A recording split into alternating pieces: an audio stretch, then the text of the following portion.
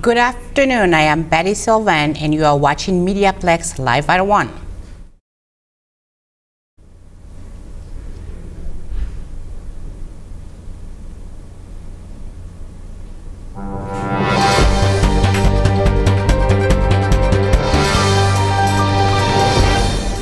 If you like maple syrup and other maple product, then as Brian Percy report, Maple Fest may be an event for you.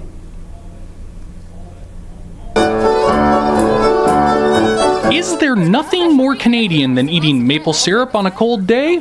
The first weekend in March saw the John R. Park Homestead Conservation Area fill with thousands of members of the public to take part in the Maple Syrup Festival. Blacksmithing demonstrations, woodworking, syrup tasting, and more was on offer for people who wanted to learn about the cultural heritage of the area. The festival drew individuals from across the border as well.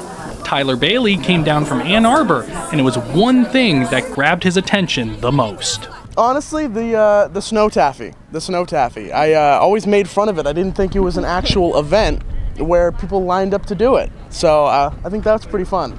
The homestead is a conservation area focusing on keeping the historical culture of the area preserved through reenactment of a pioneer and Métis life in the region. Chris Ives is a curator with IRCA and said the goal of the event is to get a sweet treat and learn about the historical significance of maple production. Maple is a really great chance for people to connect with trees in a different way. We often think about them as habitats for birds or providing shade or cleaning air, but also they're a food source. And in terms of conservation, we want people to appreciate their environment, to become stewards, to embrace, that Essex County is the place for life, and that we can all work together for a healthy environment and hopefully enjoy the fruits or products of that. With IRCA kicking off their Maple Month of March and everybody lining up behind me to take a taste and satisfy their sweet tooth, it seems that everyone can agree that this simple syrup should definitely be a conserved part of Canadian culture. For MediaPlex News, I'm Ryan Percy. A journalism grad makes good. Let's watch 3 minutes with... Hi, I'm Tate Harris, and I'm here with Dan McMullen from 93.9 for 3 minutes with. Thanks for coming again, Dan. Hey, thank you for having me. Now, you also have a segment on AM 800 here now on Sunday nights.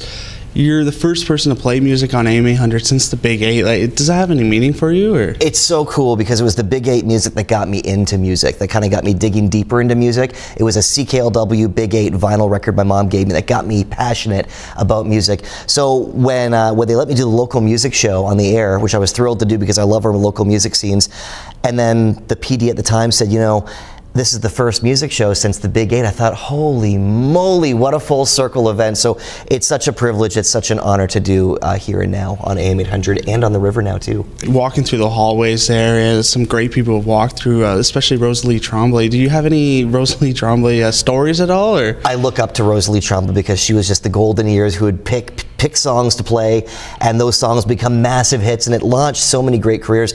My Rosalie, I look up to her in so many ways, but I once saw Rosalie Tremblay out at the grocery store with a friend, and I'm always gushing about Rosalie Tremblay. I said, "That's Rosalie over there." And he said, "No, it's not." I said, "No, I know that's Rosalie." And then he said, "Okay, never mind, it is Rosalie." So I'm like, "Do I say something?" And he said, "No, don't bother her." So we were in line and she was right ahead of us. And he goes, "Okay, fine, say something." So I said, "Hey, Rosalie, I'm at the station now and you're a big idol to me and I really, really love what you've done, your work. I respect your legacy. It's great to meet you." And she was very, very kind. And for me, it was kind of like meeting a rock star in a way. And now you yourself, you're in the community so much. You emceed at Pride Weekend, emceed the Bright Lights. We see you at local bars, enjoying the music, that is. Oh, yeah, of course. So what's this community mean to you? Oh, it's everything. I mean, I'm lucky that I was born here, I was raised here, and I get to work here too. So being a cheerleader, being a spokesperson for the community, it's what I love to do. I'm passionate about our local scene,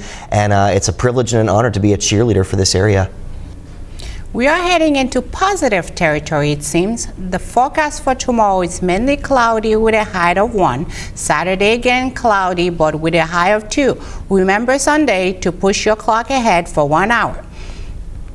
Thanks for tuning in. I am Betty Sylvan, and you have been watching MediaPlex Live at 1.